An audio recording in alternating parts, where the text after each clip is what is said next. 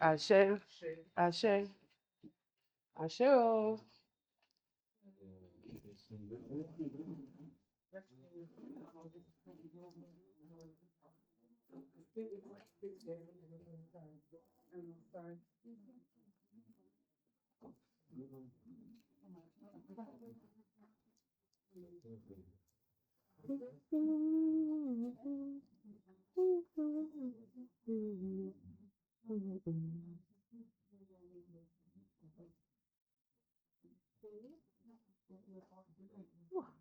Okay, now I'm hot.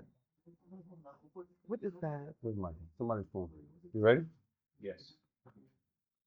Go ahead. Okay.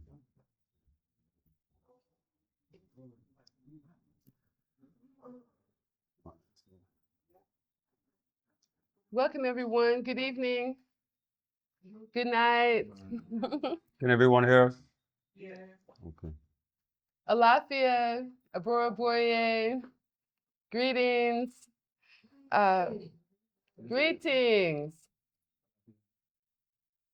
Once again, we are going to be covering IFA 101, a little bit of a refresher, and then we're going to go ahead and speak on just a few topics that we might not have covered earlier in the day. Quick introduction, Chief. I am Chief Shango Kolade Fawumi from Houston, Texas. I am a priest of Shango, priest of Ifa, Oshun, and Egbe. I am here with my spiritual family. I am Awo Ifatumishe Ojekunle Eshulabi Ogunyemi. I'm also residing in Houston, Texas. We are IFA practitioners. My mother is Allison here. This is my second year at the Grenada IFA Festival. And I'm happy to be here, happy to share the little bit of IFA knowledge that I have with everybody here. And we hope that this will not be the last time that we gather together like this. Ashe. Okay, so basically we just want to cover a little bit of what we covered during the week. I'm going to start off with what is Ifa? You know, we hear this word a lot, Ifa. It's an ancient word.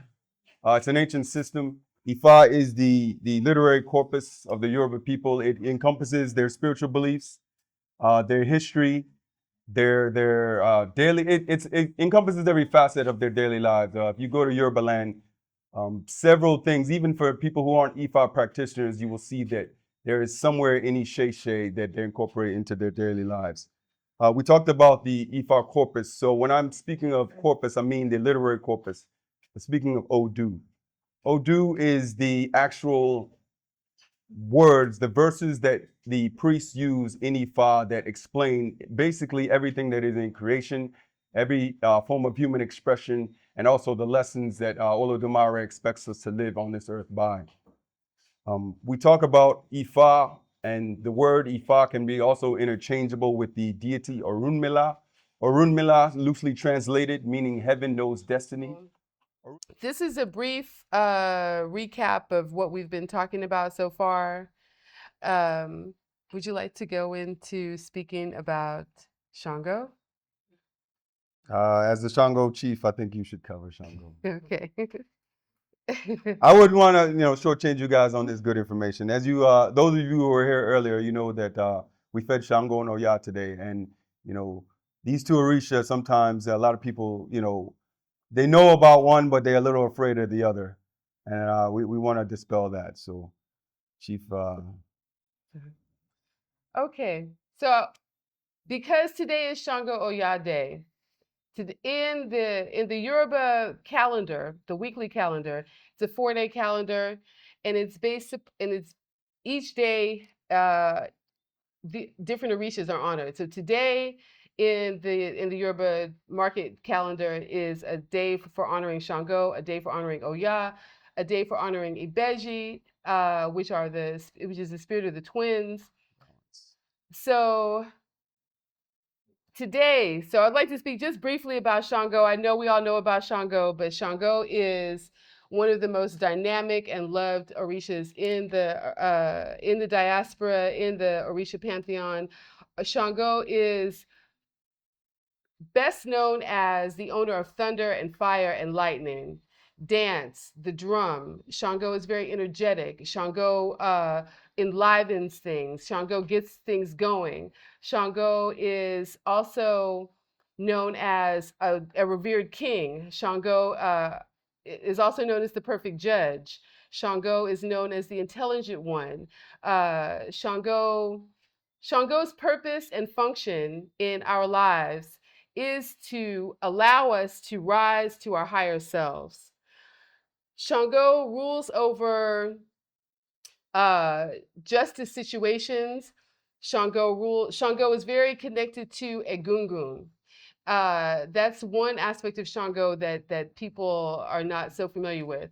But Shango is in Ifa, in traditional Ifa, the cult of Shango, the worship of Shango is not native to Yoruba people. It came from somewhere else. So Shango has a connection with people who are maybe foreigners or not from this land. Shango is Shango's colors are red, red and white. Shango's numbers are 4 and 6. Shango is known as the perfect judge. Shango is about balance. One of Shango's totems is the double-headed axe, which shows the balance between emotion and reason. Some of the reasons why people will have Shango be red and white is because of that passion and the reason that's needed to go in between them. Life is not always one way. We can't always be running and going and being, dancing and drumming and doing all this every day. Sometimes we have to calm down. It's about working a little bit and resting a little bit. Shango, when you see a person who has the energy of Shango, they can be very direct. They're generally a very intelligent, studious type of a person. Because Shango is also about focus. If you think about lightning, how lightning is hyper focused, it's the hottest fire, and it comes in it wherever that hits. Imagine fire coming from heaven and striking one place. They say that lightning never strikes twice. Shango is also represented by thunderstones, hence the praise name Jakuta, the stone thrower. Shango is who we go to when we want justice, when we want to restore balance. Shango brings redemption from the ancestors. The people who carry Shango with them tend to have challenging lives. They tend to have lots of obstacles. My godfather, Baba Afalabi Apega, may he rest in peace, used to tell us that for Shango people, sometimes the shortest distance between 2 points is a zigzag. Sometimes you have to go here to get there. Shango is about strategy. Shango helps for good business. Shango gives people leadership capabilities. It allows you like I said, it allows you to rise to your higher self, to rise to your higher destiny. As humans, our instincts lead us to have priorities. Our priority would be food, clothing, rest, the basic needs of humans.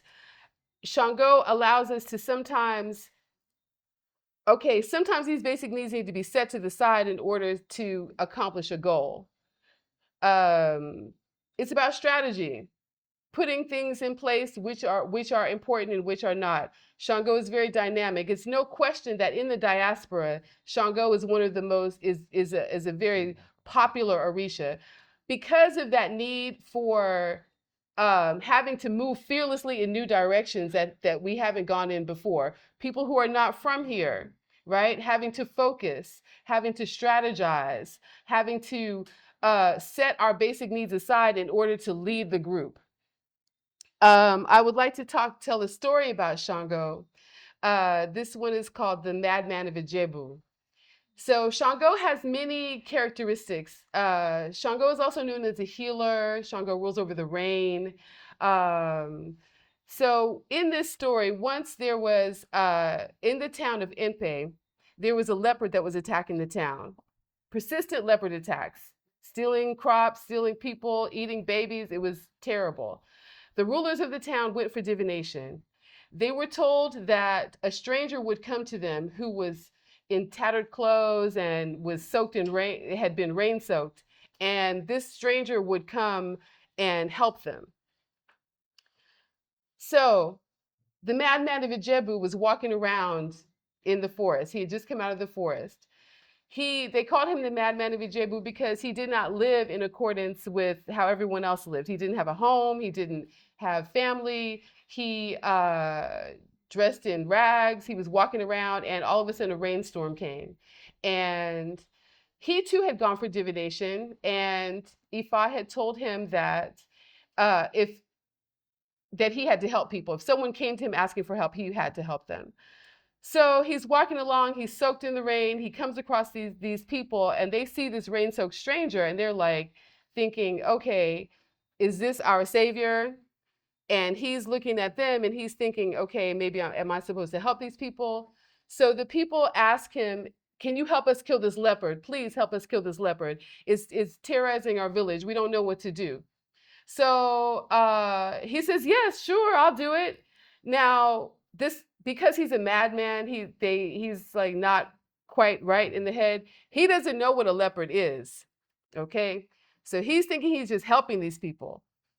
So they say to him, yes, wonderful, so good, you're going to help us, yay, yay, yay.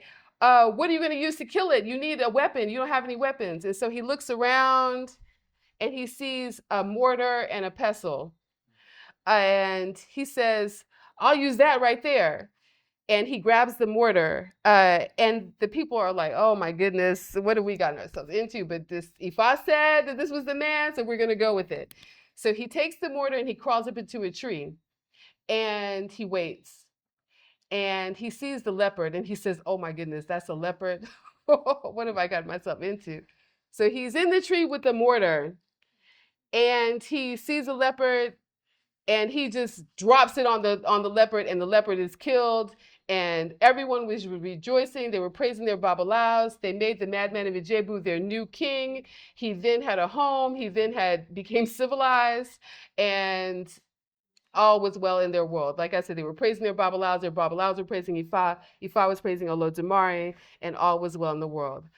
So this story shows the fearlessness of Shango, how Shango had to become fearless in that moment, in honoring his promise. So we give thanks and praises to Shango for all the blessings that he has brought us in times when we've had to be fearless, when we've had to strategize, when we've had to set aside our basic needs in order to help our families, to help our friends, our communities, so on and so forth. Yes, so I would also like to talk about Oya. In some of the stories you'll hear about Shango. Shango had many wives, but Oya was his favorite. And if you think about the elements of Shango and elements of Oya, you will be able to see how they go together. Of course, if you have an element of fire and an element of wind, you're going to have a great combination. Thunder and lightning go together. You hear the thunder. They say that Shango is that that Oya is the lightning. She lights up the sky so that Shango can see where to throw his thunderstones. So Oya is the lightning and Shango is the thunder. In some traditions, they say that Oya is the thunder and Shango is the lightning. And I'll tell a story about Oya and come back to that. But Oya is the energy of change. Oya is the mother of transformation. Oya is known as the mother of 9. 9 is a number that signifies completion, that signifies transformation, that the cycle has been completed and it's time to move on to the next cycle. Oya is represented by the wind, rain, like I said, thunder and lightning. Oya is also known as a fire deity. Oya, one of her praise names is the one who dances with skirts made of fire. Oya is known as a feminine energy, meaning that it is not as aggressive as the masculine Shango. But they say in some Odus that the wife is to be feared more than the husband, that Oya is actually more fearsome. Some people, if you think about what change is, change can be hard for some people. But if we really understand what change is, we are constantly changing on a day-to-day basis. No moment is the same as the previous moment. Change is constant. Change is the only constant in this life is change. Even a solid thing like this floor, the ground, the house, this building, solid things are changing. Their molecules are moving at a slower rate. But 10 years from now, there might be cracks. There might be, paint has faded. The wind may have blown things away. Oya is a ruler of mysteries. No one knows where the wind goes when it leaves, and no one knows where it comes from. Oya is the first breath that we breathe when we are born, and the last breath that we breathe when we go. That leads into Oya as being a protector of the ancestors. Oya carries in the ancestors. Oya with the Agungun, when the Agungun comes out, there are always priests of Oya to help the Agungun, because Oya is connected to the Agungun in that way. Oya is also known as a healer. People go to Oya for many different things, for blessings of children, for blessings of long life, for blessings of good business, when people want to transform their lives. So Shango and Oya work together in the way that if you want to make changes in your life, you're going to need strategy. You're going to need to be fearless. You're going to need to be able to move at your will. Oya is a very powerful and dynamic and misunderstood Orisha. Oya, people tend to, Oya rules over the higher mind and higher education. So with that, sometimes Oya people can be thinking too much, talking too much. If you think about tornadoes and how tornadoes move, they pick up everything from everywhere. So people that carry that Oya energy, they tend to be very helpful to all the people around them, sometimes to the detriment of themselves. Oya people are they're very strong-minded and they have high morals. Oya and Shango both despise liars. If people come to hurt women, Oya is also a defender of women and a defender of children.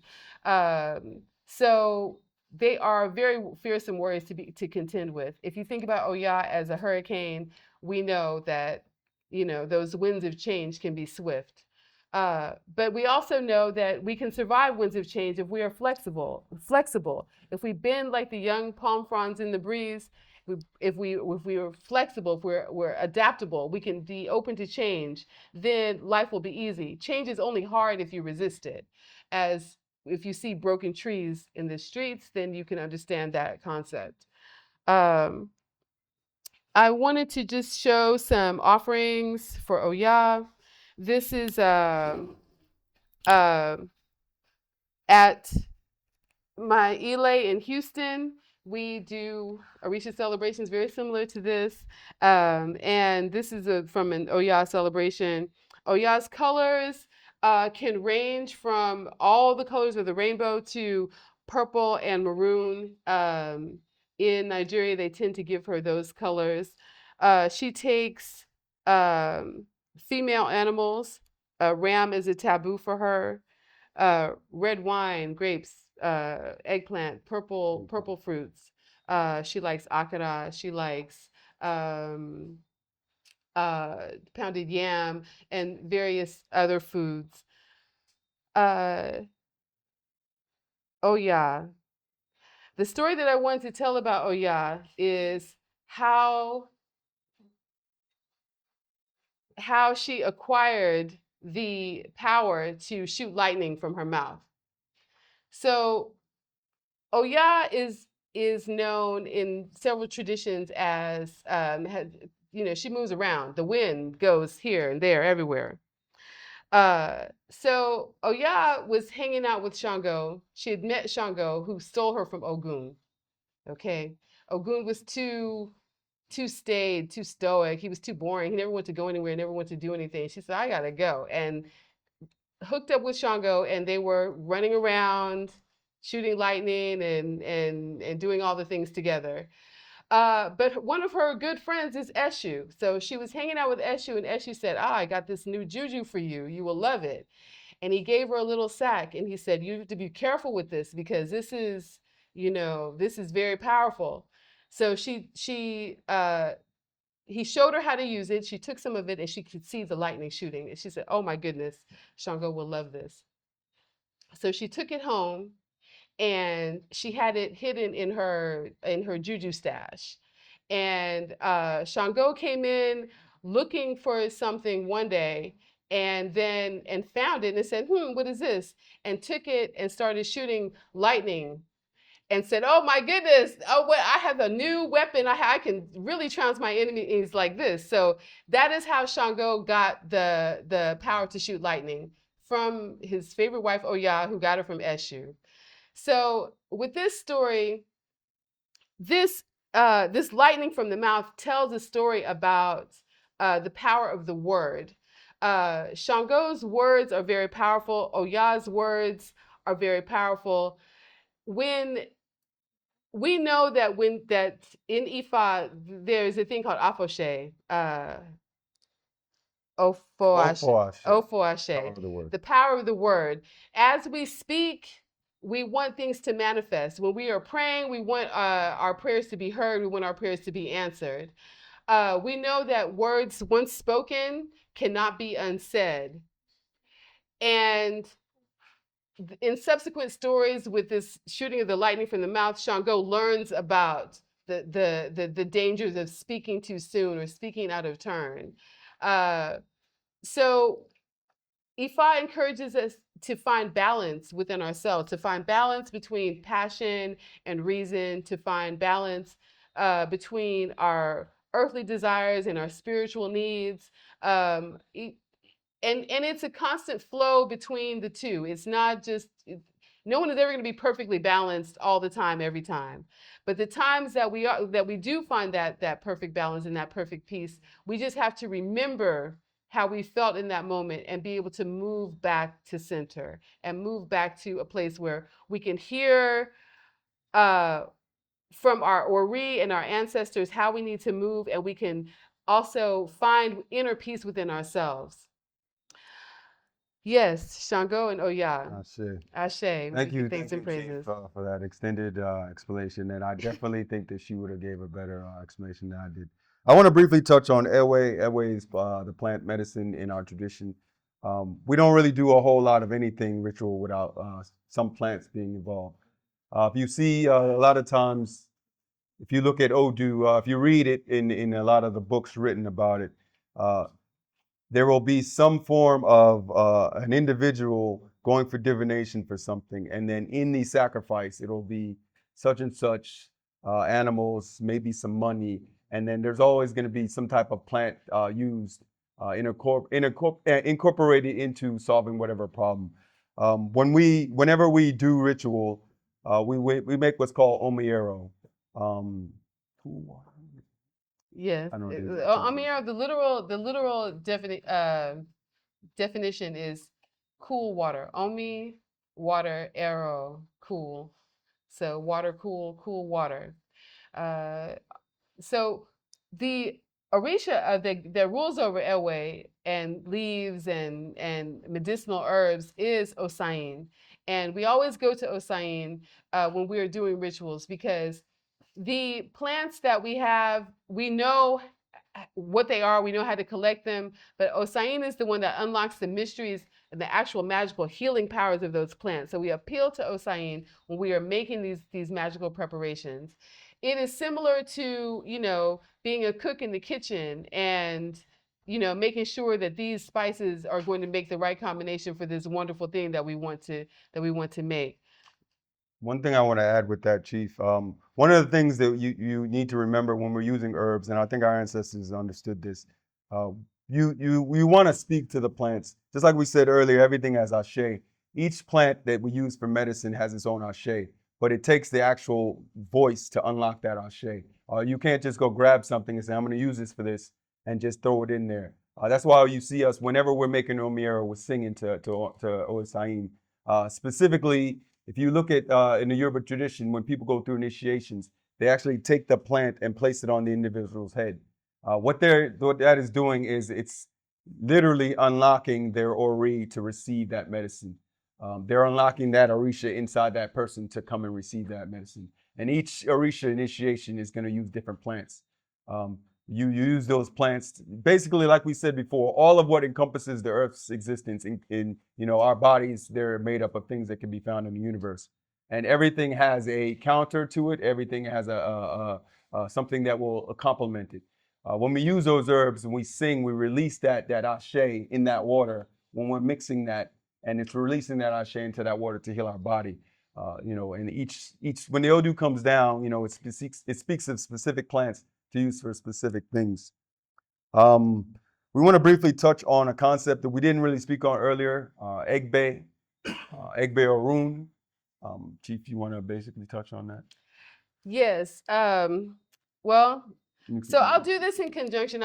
In the interest of time, I kind of want to move a little faster. So I have, if you see here, I have these pictures. A lot of these pictures are from my own collection. We've been traveling quite a bit. This is in Nigeria at an IFA initiation. You can see the leaves. They're washing the initiate's head here. So the Egbe is very important. So we have, let me find a picture of Egbe so you can kind of see.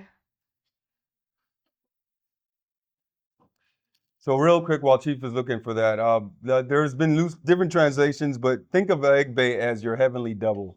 We have, just like you have family here on earth, you have your clan that you roll with.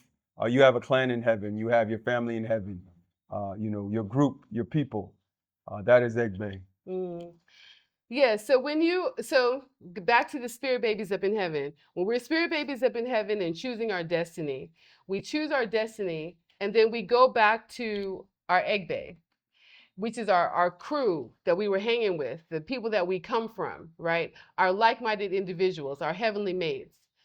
And we make agreements with them and we say, some might say, okay, well, I'm going to go to earth this time and I'll see you down there and we'll do business together. Or I'm going to go to earth and this time and I'll see you down there and we're going to get married. Or I'm going down to earth and I'll see you down there and you're going to be my child, right?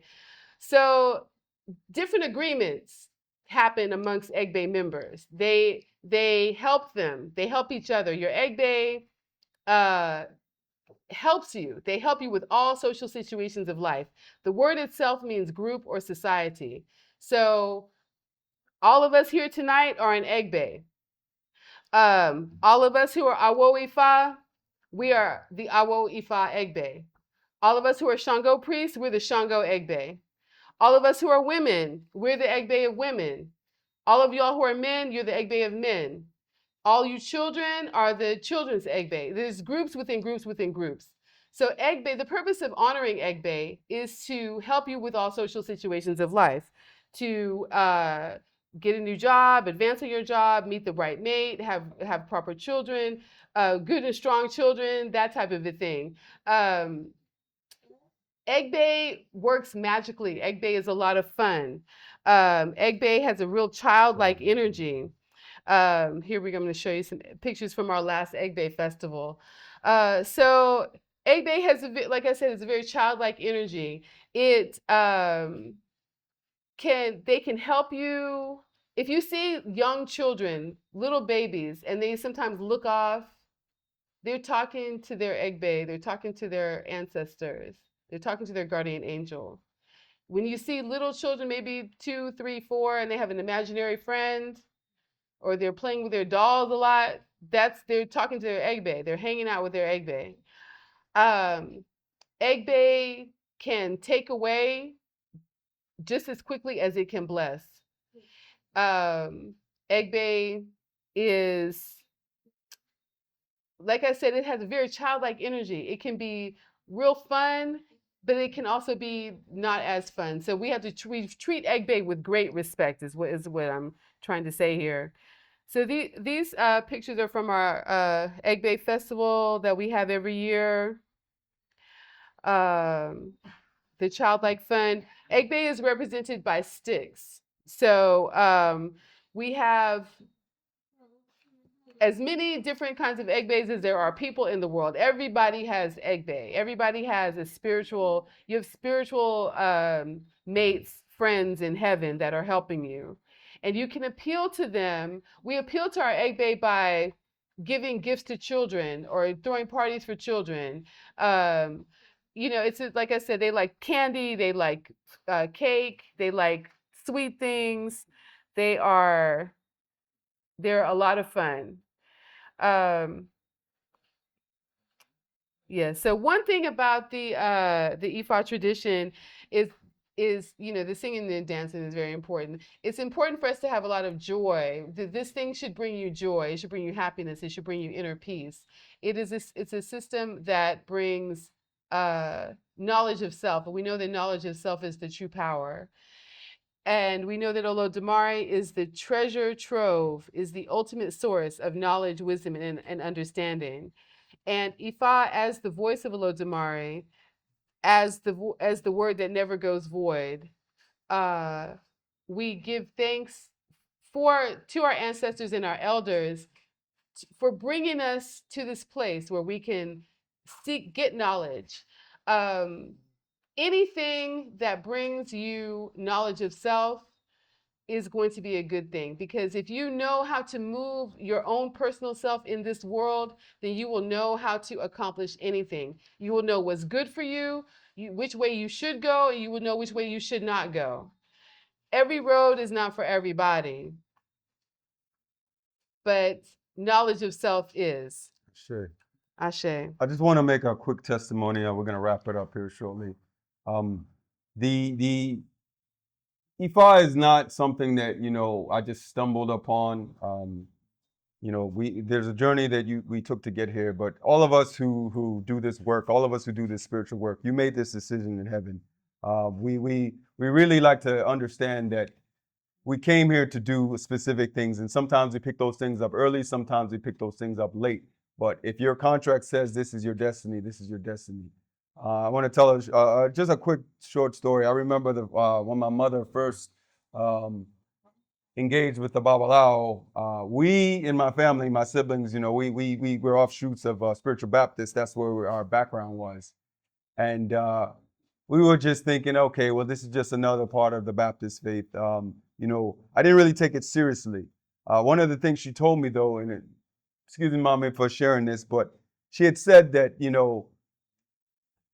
the calling was already there, so that there was no choice. Her responsibility was already set, and my responsibility was already set. I think you remember, you said you were your mom's third child, I am your third child. And so that lineage is continued. I want to speak on that because it's important to understand spiritual inheritance. Sometimes we have these callings and we don't want to take them up. We want to say, I wanted to go open a nightclub, or I wanted to do whatever, but the ancestors, they're going to keep talking to you. They're going to keep showing you, nah, that's not why you came here. In my own life, I can see that you can only run against the stream for so long before you have to accept what is yours and do the work that you came here for. And I'm somebody that likes to be in control of situations. I'm somebody that I don't like to include myself in things if I don't understand them. It really took understanding what Ifa is and my role in that to see how spirit worked in my life. And this is just, I want to send a message really to the men here about how in this spiritual walk, there's a bit of, what's the word I'm looking for? You have to yield to spirit, I guess is what I'm saying. When you yield to spirit, spirit will put you in the right direction. When you yield to your ancestors, they will open up the road for you. They will show you. You don't always have these answers, but just make yourself available to hear and they will show you. A lot of times I used to think, well, why don't I get, these messages? I hear other people get these messages.